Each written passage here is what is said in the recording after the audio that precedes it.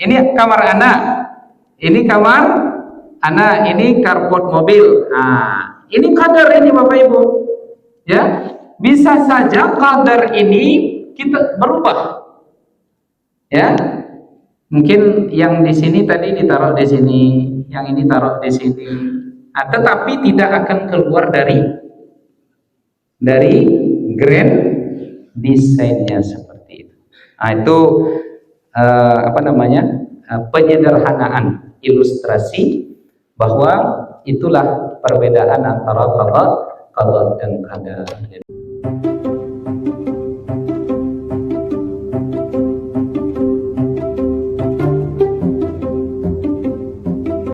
Assalamualaikum warahmatullahi wabarakatuh. Bismillahirrahmanirrahim. Alhamdulillahi rabbil alamin.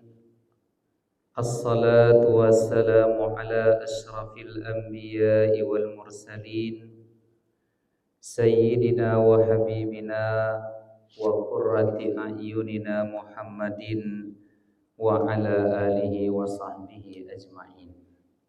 Bapak Ibu hadirin hadirat yang dimuliakan oleh Allah Ta'ala, kita lanjutkan kembali kajian akidah Ahlus Sunnah wal Jamaah.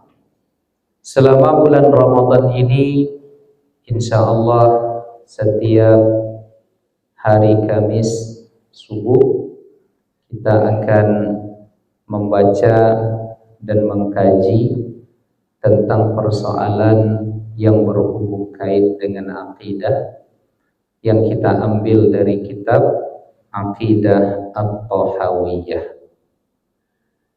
Bapak Ibu yang dimuliakan oleh Allah, pada pertemuan kita yang lalu kita sudah membahas tentang wal a'malu bil khawatim, bahwa standar amal kita itu di penutupnya atau di ujungnya. Ibarat perjalanan pelayaran kapal, itu endingnya adalah ketika merapat.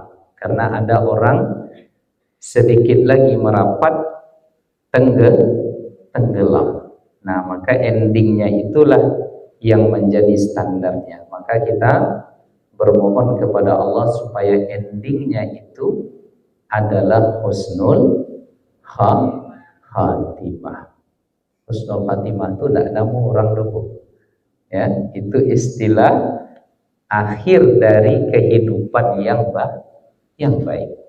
Nah, lalu Bapak Ibu yang dimuliakan oleh Allah, Al-Imam Abu Ja'far At-Tahawi mengatakan, was-sa'idu, orang yang bahagia itu, orang yang beruntung itu, man sa'ida, adalah orang yang bahagia bi qada'illah, dengan qada', ketentuan dari Allah. Siapa yang ditetapkan menjadi orang yang bahagia dunia akhirat, itu semuanya sudah terangkum dalam qada, ketentuan Allah.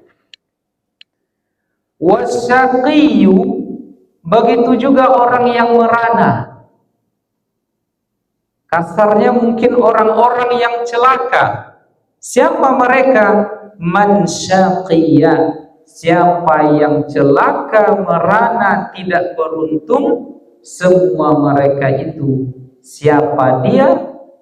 Ditakdirkan dalam qada Allah Subhanahu wa ta'ala. Sudah ditentukan, ini orang yang bahagia dunia akhirat, ini yang celaka nanti di akhirat, di dunia juga di akhirat. Semuanya itu sudah ditentukan, termaktub dalam qadanya Allah Subhanahu wa taala.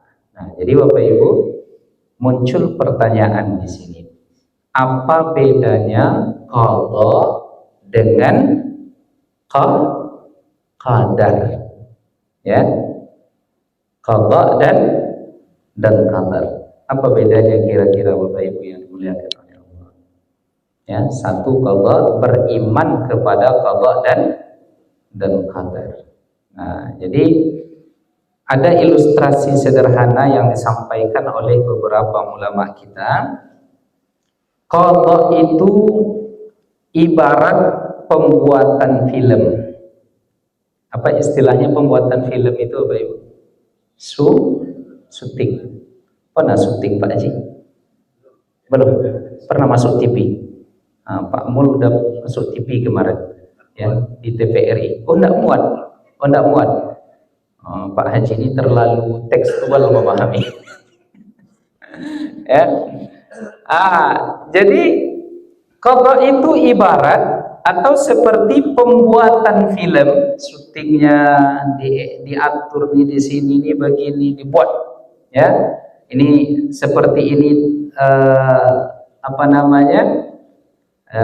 pemeran ini diletakkan begini kalimatnya begini, aktingnya. Sedangkan qadar itu adalah pemutaran filmnya. Ini pembuatan, ini pemutaran filmnya. Jadi di pembuatannya itu berarti sudah ditentukan, barulah keluar dalam bentuk qadar. Itulah pemutaran filmnya. Itu ilustrasinya seperti itu Bapak Ibu yang dimuliakan oleh Allah. Atau ilustrasi yang lain, kalimat narasi yang lain, perbedaan qada dan qadar itu adalah, qada itu adalah ketetapan Allah sejak zaman azali, sedangkan qadar adalah kemunculannya di alam nyata. Jelas? Di sana sudah ditetapkan, muncul di alam nyata, di alam kita, inilah yang disebut dengan qadar. Ya, qada dan qadar. Atau ilustrasi yang sederhana lagi, perbedaan qada dan qadar itu, qada itu grand design-nya, qadar itu apa istilah itu Pak? Ya lumayan sederhana. Ibarat begini Bapak Ibu yang dimuliakan oleh Allah. Ini bangunannya, ya, ini bangunannya. Ini bangunan. Lalu ibarat kita membuat rumah, ini pondasinya, kemudian grand design-nya. Ada pula tintanya. Ini gambarnya Bapak Ibu. Kita buat gambar dulu ketika kita akan membuat rumah. Nah, lalu di sini ini grand design, di sini rencana kita membuat kamar. Ini kamarnya. Ini kamar istri pertama. Ini kamar. Nah, disambung Bapak. Semangat kalau udah ini. Ya, ini kamar istri kedua. Ini rencananya istri berapa boleh Pak? Kompak. Berani? Enggak. Jujur. Ini kamar anak. Ini kamar anak, ini karpot mobil. Ini qadar ini Bapak Ibu. Ya, bisa saja qadar ini kita berubah. Ya. Mungkin yang di sini tadi ditaruh di sini, yang ini taruh di sini. Tetapi tidak akan keluar dari grand desainnya seperti itu. Itu penyederhanaan ilustrasi bahwa itulah perbedaan antara qada dan qadar. Jadi qada itu pembuatan filmnya, sedangkan qadar itu adalah pemutaran filmnya. Qada itu adalah ketetapan Allah di zaman azali, tak akan berubah, tak akan bergeser. Qadar itu adalah kemunculannya di alam nyata yang mungkin bergeser, tapi tak akan keluar dari grand design yang dinamakan dengan qadanya Allah Subhanahu wa taala. Nah, itu perbedaan qada dan qadar. Nah, kemudian ada takdir. Ya, ada ketentuan Allah Subhanahu wa taala terhadap kita ini. Semuanya tidak akan keluar dari grand design Allah Subhanahu wa taala. Ajal, umur, usia, jodoh dan lain sebagainya itu semuanya sudah ditentukan di dalam grand design Allah Subhanahu wa taala, dan semua yang dibuat di qada Allah taala, di takdir atau qadar yang Allah lakukan, semuanya adalah kebaikan. Maka ada takdir baik, ada takdir buruk. Takdir buruk itu sesungguhnya Bapak Ibu itu hanya untuk mengakomodir persepsi kita saja. Karena yang buruk itu hanya menurut kita. Tetapi semua takdir Allah itu sesungguhnya baik. Apapun yang Allah tetapkan kepada kita. Nah, makanya dalam hadis itu kan di riwayat pertama disebutkan kalian beriman dengan takdir baik dan buruknya. Baik buruk itu dalam persepsi kita. Tetapi di dalam hadis yang kedua di riwayat lain dikatakan wa antu'mina bil qadari kulli, engkau imani seluruh takdir Allah itu. Tak disebutkan di situ yang baik dan buruk. Kenapa? Karena semua takdir Allah itu baik. Nah, maka ilustrasinya mungkin pernah saya sampaikan, tertabraklah mobil saya, nah, atau saya yang nabrak mobil di depan, penyok di depannya itu Bapak Ibu, ya, penyok depannya itu keluar asap, ya, saya larikan ke bengkel. Sampai di bengkel saya bilang sama kawan mekaniknya, onde aku naik pulau tuh, ya, pas pula di akhir bulan. Kalau di akhir bulan macam mana biasanya Pak? Sayur sampai. Tapi bapak-bapak, ibu-ibu awal bulan, akhir bulan sama aja nampaknya nih. Wajahnya wajah bahagia semuanya di surga. Nah, saya keluar keluhan manusiawi seperti itu saya sampaikan. Aduh Bang, ini di akhir bulan pula ini berapa kira-kira? Ya, hitung-hitung deh. Saya mengeluh. Wajar sebagai manusia. Ustadz juga. Lalu apa kata sahabat saya di bengkel tadi? Ya Ustadz, katanya, kalau tidak kena mobil Ustadz nih, tidak ada pula rezeki kami. Kan itu Pak. Kalau tidak kena mobil Ustadz ini, tak ada pula rezeki kami. Menurut Ustadz ini tidak baik, tapi menurut kami, kan hanya persepsi. Jadi ketika Allah menetapkan sesuatu bagi kita tidak baik, tetapi sesungguhnya pada aspek lain itu adalah kebaikan. Sehat saja semua Bapak Ibu jamaah ini. Awal prostu ada enggak? Apa Pak? Enggak ada isinya. Sehat semua Bapak Ibu. Ada enggak apotek keluarga tuh? Ada enggak orang sekolah apoteker? Kemana para dokter itu akan pergi? Nah, dulu sekolah dokter. Kenapa? Karena manusia semuanya.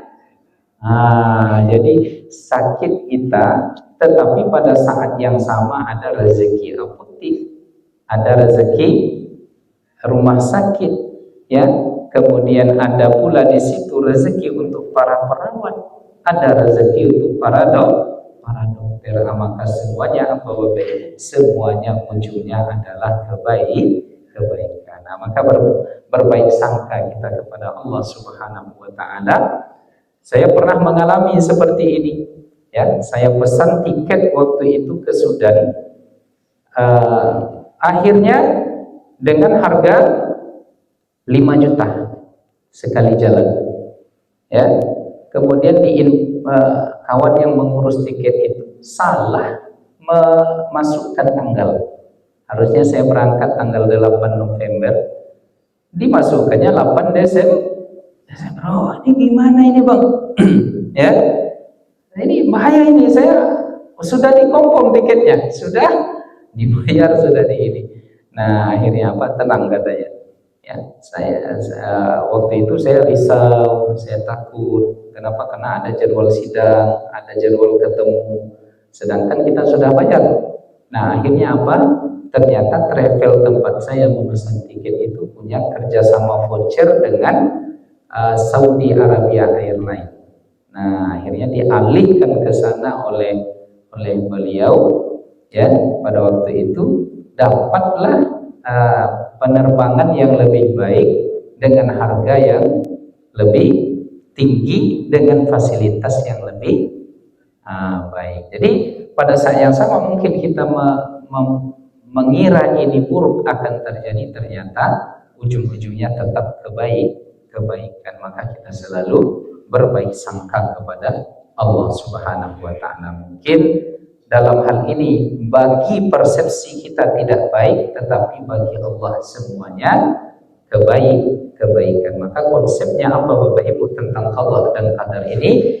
La yus'alu amma yaf'alu wa yus'aluna amma ya'malun. Perbuatan Allah jangan dinilai, tetapi perbuatan kita nanti yang akan dipertanggungjawabkan. Nah, jadi jangan tanya, ya, kenapa lah saya belum laku-laku menikah juga ya, gitu kan?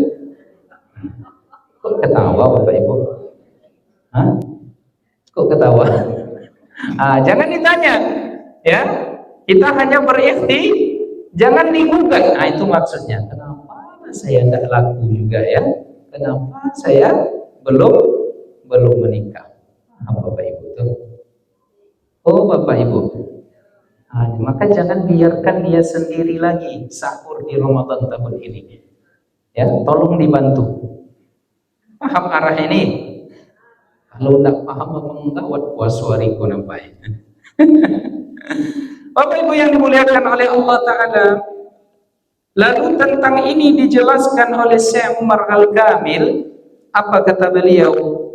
Rawal Bukhari an Anas bin Malik. Imam Bukhari meriwayatkan dari Anas bin Malik anin Nabi sallallahu alaihi wasallam, dari Nabi Muhammad sallallahu alaihi wasallam. Nabi mengatakan, dan ini adalah hadis yang mendukung apa yang disampaikan oleh Al-Imam Abu Ja'far At-Tahawi tadi. Apa kata Nabi? Inna Allah azza wa jalla wakkala birrahimi malakat. Allah Ta'ala mewakilkan penjagaan rahim seorang ibu dengan satu malaikat. Jadi ada malaikat yang memantau, yang menjaga rahim seorang ibu. Makanya rahim ini amat sangat mulia Bapak Ibu. Maka ikatan yang lahir dari ikatan rahim itu adalah ikatan yang sangat kuat sekali, sehingga Nabi menyebutnya sebagai silaturahim. Ya, Nabi ketika datang di Madinah mengatakan, ayyuhan nas, wahai manusia, absus salam, tebarkan salam, wa at'imut ta'am, berikan sedekah, wasilul arham, sambung silaturahim, wasallu bil laili wan nasu niyam, dan salatlah di malam hari tatkala orang tertidur, tadkhulu jannata rabbikum bisalam, maka kalian akan masuk surga dengan kedamaian dan ketenangan. Salah satu yang diperintahkan oleh Nabi agar masuk surga itu adalah jaga hubungan silaturahim, hubungan kekerabatan yang lahir dari rahimnya. Jadi misalnya nenek kita kan beranak pinak itu, punya cucu. Itulah kerabat-kerabat kita yang setali rahim. Kata-kata orang Kampar ya Pak, satali powi. Jadi awakku bedun sanak setali powit, setali parui. Itu maksudnya silaturahim. Nah, rahim ini dijaga oleh malaikat. Yaqul, malaikat ini melapor kepada Allah, ya Rabb, nutfah, wahai Tuhanku, aku tengok di rahim ini sudah masih menjadi nutfah, setetes air mani yang masuk ke dalam rahim. Artinya terjadi pertemuan sperma dengan apa itu pertemuannya itu, Pak? Yang dokter ini tahu ini apa dalam pelajaran biologi, asal telur.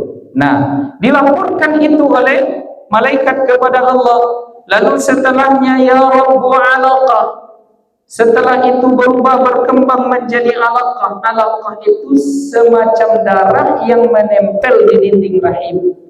Kemudian setelah itu berubah lagi darah yang menempel di dinding rahim tadi bernama mudghah. Mudghah itu terangkai dia dengan adanya tulang di dalam.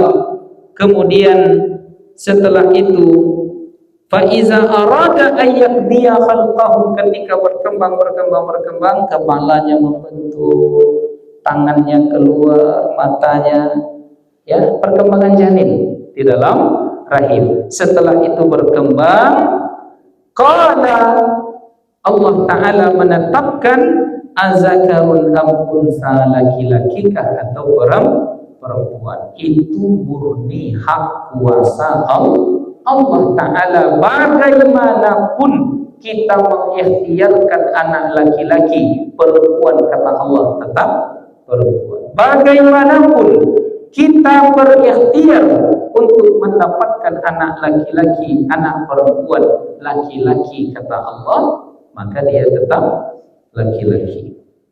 Itu tidak ada kuasa kita, walaupun kan ada ikhtiarnya tuh, Pak. Ya, kalau ingin anak laki-laki, katanya si ayah ini lebih memilih makanan protein dari daging. Ya, si ibu nanti memperbanyak sayur. Entah iya betul ini teorinya, tapi yang saya baca begitu. Ya, kemudian ya ada cara lah, itu dokter yang tahu. Ya, dokter apa yang membahas tentang ini? Dokter Objin, ya, barangkali kita bisa konsultasi. Tetapi pada ujungnya ketentuannya laki-laki atau perempuan itu hanya Allah semata. Jadi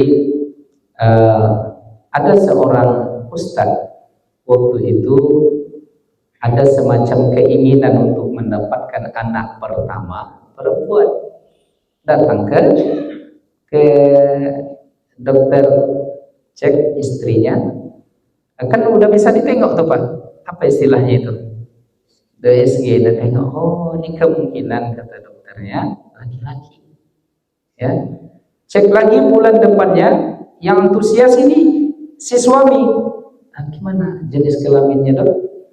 Ya, laki-laki, Pak. Ditanya terus, benar laki-laki, karena mungkin dia ada keinginan perempuan. Ya, dia nampak bisa tak berubah jadi perempuan. Jadi dokter nih, kata kawan kita nih, mungkin bosan pula dia menjawab pertanyaan suami tadi, laki-laki tadi. Iya, laki-laki. Ya, sebelum pulang ditengok lagi. Ya, apa kata dokternya? Tengok di sini, Pak, katanya. Masih burung, Pak, katanya. Ya, jadi mungkin dah kesal kali ya, masih aneh ini katanya kan. Karena kawan kita Ustaz ini mungkin ada harapan, seperti ingin ada harapan anaknya perempuan, tapi itu tidak di kita, ketentuan itu di Allah. Maka ketetapannya adalah azakarun am unsa. Ya. Lalu setelah itu ditetapkan pula syaqiyun am sa'id. Apakah ini yang ada di dalam janin ini, apakah dia bahagia, merana, sudah ditetapkan oleh Allah Subhanahu wa Ta'ala. Begitu juga rezeki dan ajal ditulis di saat kita ini semua fi batni ummihi, di perut ibunya. Nah, disitulah pencatatannya itu. Walahu fi riwayatin ukhra, di dalam riwayat lain disebutkan Nabi mengatakan innallaha wakkala fir rahimi malakan fayaqul, lebih kurang sama redaksinya, menunjukkan apa? Menunjukkan di situ ada ketentuan-ketentuan Allah Subhanahu wa taala di dalam grand design hidup kita ini. Akhirnya apa? Akhirnya kita ketika lahir diberikan potensi oleh Allah, wa ja'ala lakumus sam'a wal absara wal afidah, ya. Wa ja'ala lakumus sam'a wal absara wal afidah. Nah, itu saya isyaratkan begitu. Allah jadikan setelah kita lahir itu potensi kepada kita yang pertama pendengaran, wal absar, dan penglihatan. Nah, wal afidah ini kita sederhanakan, maksudnya adalah ruang jiwa, ruang pikir yang bersumber dari qalbu yang terkoneksi dengan akal. Nah, itu diberikan oleh Allah Subhanahu wa taala kepada kita. Yang menarik Bapak Ibu sekalian, Allah mendahulukan menciptakan pendengaran. Jadi secara daya cipta dan daya fungsi, pendengaran lebih dulu. Apa maknanya ini? Maknanya adalah kita ketika mendengar sesuatu, dengarlah yang baik, ya. Kemudian juga pendengaran ini secara daya cipta dan fungsinya diawalkan oleh Allah. Itu mengapa setelah di saat bayi itu masih di dalam kandungan, maka dianjurkan seorang ibu, seorang ayah membahasakan, mengutarakan, membacakan yang baik. Kemudian ketika lahir dianjurkan untuk diazankan dan diiqamahkan. Kenapa? Karena daya fungsi pendengarannya itu sudah mulai tersimpan di ruang jiwanya. Maka ketika yang pertama kali dia dengar ketika datang di dunia ini adalah kalimat-kalimat tauhid. Nah, nanti ternyata rupanya yang terakhir pula diambil oleh Allah itu adalah fungsi pendengaran. Mata mungkin sudah tertutup, kemudian fisik sudah lemah, tidak bisa bergerak sama sekali, lisan tak bisa mengucap apa-apa, tetapi telinga masih mampu mendengar. Maka disitulah kita manjakan orang-orang yang dalam kondisi sakaratul maut itu, manjakan dengan kalimat la ilaha illallah. Talkinkan dia. Arti talkin itu terjemahan bebasnya manjakan, elus-elus dia, ya, tenangkan dia. Lakinu mautakum, orang yang meninggal itu dengan kalimat la ilaha illallah. Nah, kalau kalimat itu Bapak Ibu ya terdengar oleh dia dan disambut oleh ruang jiwanya yang sudah menyimpan kalimat itu selama ini, maka mudahlah lisan itu di akhirnya nanti ya bergerak sedikit mengucap la ilaha illallah. Nah, maka kita ingin hidup kita ujungnya begitulah nanti Bapak Ibu. Amin. Amin ya Rabbal. Saya menengok betul waktu itu Bapak Ibu. Aktu saya tahun 96, saya waktu itu kelas 4 SD, ya, meninggal pada hari Senin pagi setelah salat duha, ya, menjelang salat duha. Jadi setelah subuh dia pergi salat, kemudian balik ke rumah, duduk di kursinya, ya, baca Al-Quran sampai subuh, ya. Setelah itu dia berencana untuk salat duha. Tapi tiba-tiba ketika akan berdiri pusing, dan pusingnya setiap membuka mata sudah gelap. Nah, jadi kan ada pusing tuh, kalau pusing berputar itu vertigo. Tapi kalau pusingnya nih, dia buka mata tuh gelap, tak nampak lagi dia. Ya, kemudian dia pejamkan matanya, dipanggilnya nenek saya, tolong panggil anak-anak saya semuanya. Nah, dipanggillah ayah saya, Pak Dang saya, paman saya, Pak Cik, yang berkumpul semuanya. Apa katanya? ini pusingnya udah lain nih katanya. Ini tidak pusing biasa nih katanya. Tolong sekarang bacakan saja la ilaha illallah di telinga ini. Nah, saya datang, dibacakan oleh ayah saya, dibacakan oleh Pak Adang saya, dipanggil dia, ya, saya masih sadar katanya, tapi pusingnya udah lain katanya. Nah 10 menit setelah itu Bapak Ibu dibacakan la ilaha illallah, ya, dia pun mengucap la ilaha illallah. Dah, kok kayak gimana membahasakannya itu? Kayak berjanji, itu berjanji, berjanji untuk, pokoknya begitulah. Allahu Akbar. Saya tengok mudah lisannya, kemudian terbaring dan ada.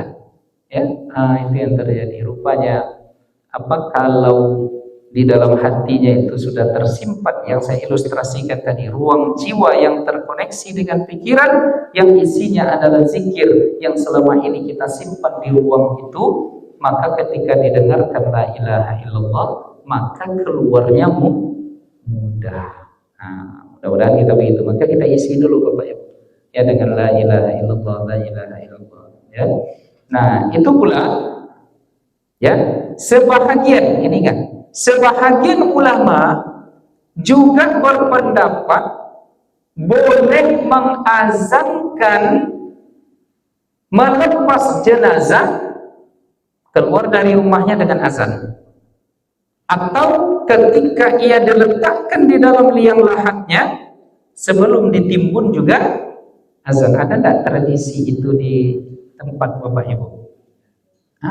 Ada ibadah tempat tak ada ya? Yang ada di mana? Di Aceh ada Pak ya? Itu dikiaskan. Jadi dalil itu Al-Quran, Sunnah, Ijma'. Kias di Quran tak ada yang nyuruh begitu. Di Sunnah tak ada contohnya begitu. Di Ijma' apalagi. Tapi ulama mengkiaskan jika ketika lahirnya diazankan untuk mengamankan ia dari setan, dari ketakutan, agar yang pertama ia dengar itu kalimat tauhid, maka di akhir hayatnya, di awal perjalanan akhiratnya juga dimanjakan ia, ditenangkan menghadapi prahara alam kubur, ditenangkan dengan kalimat-kalimat tauhid, maka diazankan. Jelas itu dalilnya qiyas, tapi sebagian ulama menerima, sebahagiannya tidak. Yang menerima ini dalilnya, yang tak menerima juga tak masalah. Di Jawa Barat tak ada, di Aceh ada, tapi jangan ini dijadikan polemik. Oh, ini bid'ah. Tidak, ini ada dalil. Dalilnya adalah qiyas. Jadi begitu Bapak Ibu ya. Ya, tapi tidak penting lagi azan dan azan itu. Yang penting mati. Ya, mati diletakkan di liang lahat, ya, dikubur, datang nanti malaikat mungkar dan nakir itu, harapan kita bisa menjawab pertanyaan mungkar dan nakir. Bila Israil datang memanggil jasad terbujur di pembaringan, seluruh tubuh akan menggigil sekujur badan, kedinginan tiada lagi guna harta kawan karib, sanak saudara, tinggallah. Nggak ada yang hafal. Tinggallah diri. Ada yang hafal Pak? Pak Imam hafal? Ya, itu enak itu apanya itu, liriknya itu, ya, itu luar biasa itu pelajaran bagi kita. Tiada lagi guna harta kawan karib, sana saudara, jikalah ada amal di dunia, itulah hanya bela kita. Kalau saya nyanyi ini takut saya jadi apa? Jadi kalau bisa nanti alarm bangun sahur itu ini, ya. Jadi bunyi HP kita tuh jam 3, jam 4. Bila Israel datang memanggil, atau bangun kita langsung tuh Pak. Ya. Tapi khawatirnya nanti Pak Yazid pas bangun tuh, iku yang asli nampak datang kok kata ya. Ya bila Israel itu rupanya yang asli. Siap? Gimana tak bilang tak siap kan? Berangkat ya berangkat Allah ya Rabb ya Rabb. Ya, Habib Segaf dia apa? Habib Ja'far ya, pimpinan majelis Rasulullah, majelis apa itu di Jakarta? Wafat kemarin ya, dapat meninggal di bulan Ramadan. Nah, mudah-mudahan tanda husnul khatimah. Bapak Ibu mau meninggal di bulan Ramadan? Mau? Yakin? Ramadan ini? Ya, Allahu Akbar. Nah, Bapak Ibu hadirat yang dimuliakan oleh Allah Ta'ala, itu tentang ya siapa yang berbahagia sudah ditentukan dalam grand design Allah Ta'ala. Siapa yang mesti husnul khatimah sudah ditentukan dalam grand design Allah Ta'ala. Ajal, umur, semua kita sudah ada di dalam grand design-nya.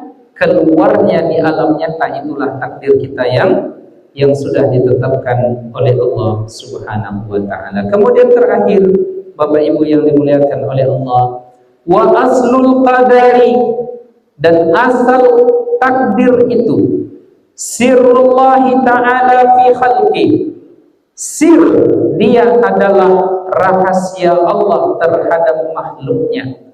Lam yattali ala zalika malakun muqarrab, takdir itu tak terpantau, tak bisa diketahui sekalipun oleh para malaikat, wala nabiyyun mursal, tidak juga diketahui oleh nabi yang diutus oleh Allah. Jadi benar-benar rahasia. Dan rahasianya bukan kardus yang digembok. Ya, rahasianya itu bukan seperti kardus yang digembok, tidak. Sudahlah kardus tapi digembok, kan lucu, masih bisa nggak paham Bapak Ibu ini nampaknya. Ya, nggak seperti itu. Sekalipun digembok yang namanya kardus masih bisa dibongkar, dibuka, tidak begitu. Ya, takdir Allah itu tersimpan rapi. Malaikat yang dekat dengan Allah pun di posisi manapun dia, para malaikat ini nabi-nabi juga tidak akan bisa melacak seperti apa takdir itu. Maka amat sangat lucu kita bertanya sesuatu apa yang terjadi ke depan kepada dukun-dukun, orang-orang yang mengaku orang-orang pintar. Ya, kenapa? Karena malaikat aja tidak tahu, kemudian nabi saja tidak tahu. Datang ke dukun, bertanya di mana barang hilang, bertanya prediksi masa depan. Ini rusak ya akidah kita jika demikian. Lalu terlambat jodoh, datang ke dukun, kira-kira di mana posisi jodoh saya sekarang Pak Dukun? Tuh hati-hati itu ya.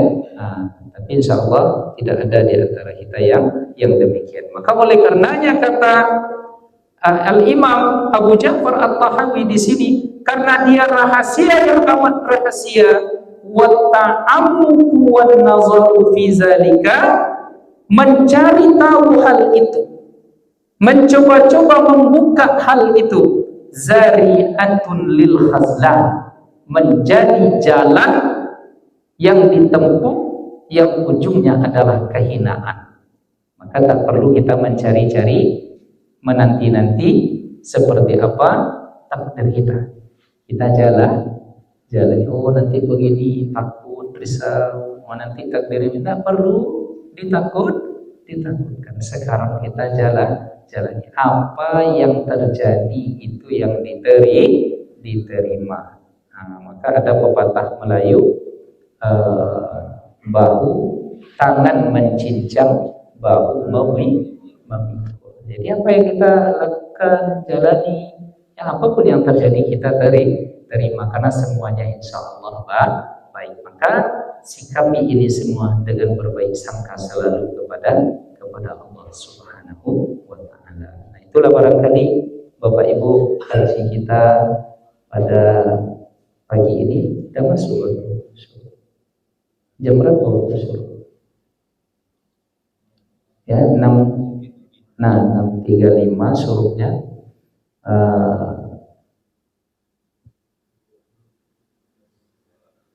6 berapa Bapak Ibu? Yang suruhnya betul masuk jam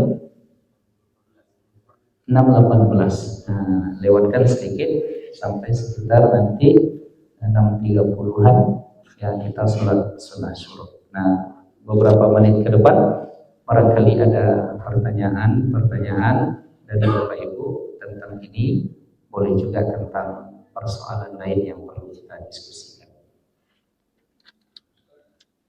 Ya Pak, silakan.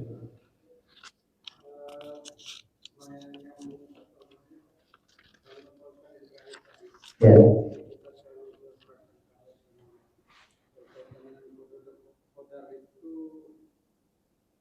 Karena kalau salah kita memahami, jadi mungkin toh semua sudah ditakdirkan sama Allah. Ya.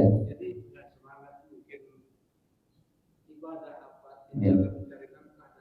Ya.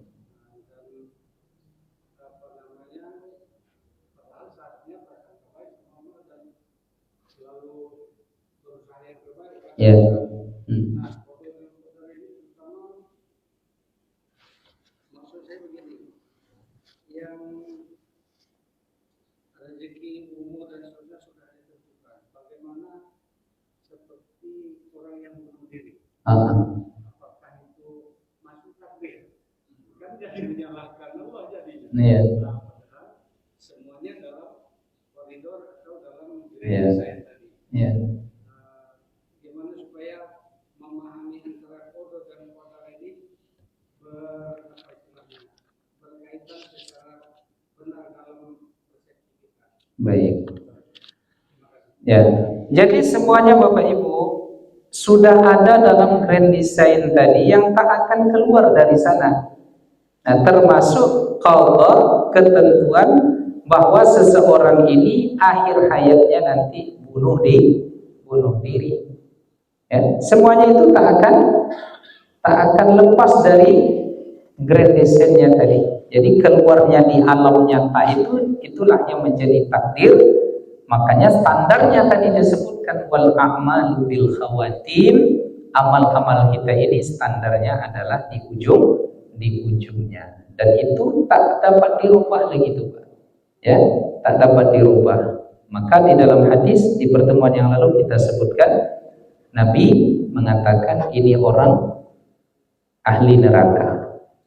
Lalu sahabat penasaran, kok orang yang berjihad di jalan Allah ini dikategorikan oleh Nabi sebagai ahli neraka, padahal dia nampak di dalam jihad itu sangat pemberani, tegar, kuat, tetapi rupanya apa? Setelah dia terluka di dalam sebuah peperangan, tersandar duduk, tak sabar dia dengan lukanya ini. Ya, akhirnya karena begitu sakit dia percepat kematiannya dengan bunuh diri. Setelah ditengok oleh sahabat tadi, oh benarlah Nabi, ternyata dia mempercepat kematiannya dengan bunuh diri, maka dia menjadi ahli neraka. Jadi pada intinya dari pertanyaan Bapak tadi, bunuh diri apapun ujung akhir hayatnya, semuanya tak akan keluar dari grand design-nya. Maka oleh karenanya supaya nanti grand design-nya itu tidak keluarnya di alam nyata tidak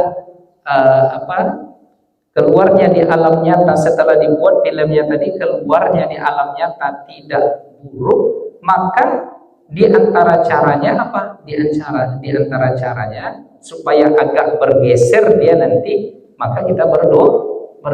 La yuraddul qada illa doa. Tidak ada yang bisa memindahkan takdir tadi kecuali doa. Maka dengan kita berdoa, dia begini Pak, mungkin di takdirnya ditaruh di sini. Di sini bisa terjatuh diamkan, ya. Tapi dengan doa dipindahkan dia di sini. Selamat dia dari terjatuh tadi. Tetapi tidak keluar dari grandesennya. Jadi supaya jangan mati su'ul khatimah, maka banyak-banyak berdoa. Karena doa itu yang akan merubah nanti isi dari grand design itu. Tapi tak akan keluar dari grand design. Mungkin digeser-geser sedikit lah. Kalau di sini mungkin dia jatuh. Nah, ilustrasinya kalau dia ditaruh di sini, dia nanti akan kecelakaan. Tapi karena doa keluar rumah Bismillahirrahmanirrahim, kan kata Allah, kata Nabi, dia selamat. Nah, dipindahkan oleh Allah dia ke posisi ini. Paham ilustrasinya? Kena juga dia kecelakaan, tapi sedikit. Kalau sempat di sini tadi dia mati, kendaraan habis, tapi dipindahkan sedikit, kenanya cuma lecet dikit aja. Paham Pak Ibu?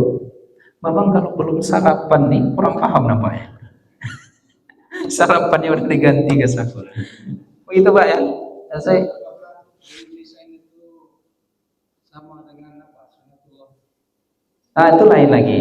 Sunatullah itu ketentuan-ketentuan alami, ya, itu tak berubah. Itu ketentuan alami itu maksudnya makan kenyang, ngantuk tidur, itu tak akan la tabdila li sunnatillah, ya, semuanya itu tak ada perubahan. Itu ketentuan-ketentuan alamiah, ya.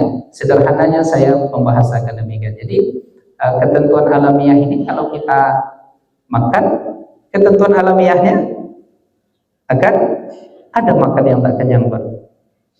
Ya, kalau kita ngantuk tidur, setelah tidur ketentuan alamiahnya, setelah tidur bangun tidur, nah, segar gitu kan? Nah, itu Pak. Ya. Artinya kaitan dengan bunuh diri tadi. Ah. Kan Allah, ketetapan Allah pasti yang terbaik. Sementara kalau kita kaitkan dengan apa? Seolah bunuh diri tadi buruk gitu ya? Ya, yang kita yang tidak baik buat kita itu hasil dari perbuatan tangan sendiri. Artinya sunatullahnya kita meninggal seharusnya husnul khotimah ini. Tapi ketika salah menjalankan sunatullah yang kita bunuh diri, mungkin bunuh diri itu bukan sunatullah, Pak. Ya. Kalau kita melakukan sesuatu yang salah, konsekuensinya menjadi salah. Yaitu sunatullah itu. Ya. Baik tentu baik, buruk tentu buruk. Ya. Ya, sama dengan yang berjihad tadi. Karena udah ketentuan Allahnya dia mati bunuh diri. Tidak bisa dirubah lagi itu. Kembalikan ke sana semuanya. Tidak bisa kita katakan, oh ini kenapa dia harus bunuh diri, kenapa begitu. Jangan dipertanyakan lagi. La yus'alu amma yaf'alu wa yus'aluna amma ya'malun. Jadi ketentuan Allah yang terjadi itu tak perlu kita pertanyakan. Karena secara aturan baku grand design-nya begitu. Ya, tak bisa kita, ada orang yang seumur hidupnya taat ya, tetapi akhir hayatnya su'ul khatimah, itu tak bisa kita pertanyakan itu, Pak. Tak mesti Allah itu, ini dia kata kuncinya. Tak mesti dengan ketaatan kita itu Allah memberikan pahala.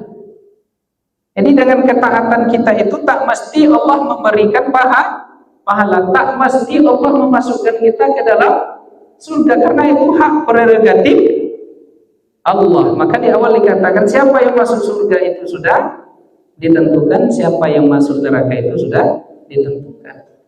Ya, tidak mesti kita taat ujungnya nanti harus masuk surga, tak mesti, tidak ada keterikatan itu. Jadi Allah Ta'ala jika dia mengazab, disitulah keadilan. Ya, jika dia memberikan apa bahasanya di dalam kitab Al-Hikam itu, kalau dia menyelamatkan kita itu rahmat Allah. Kalau dia Allah Ta'ala mengazab, itulah keadilannya.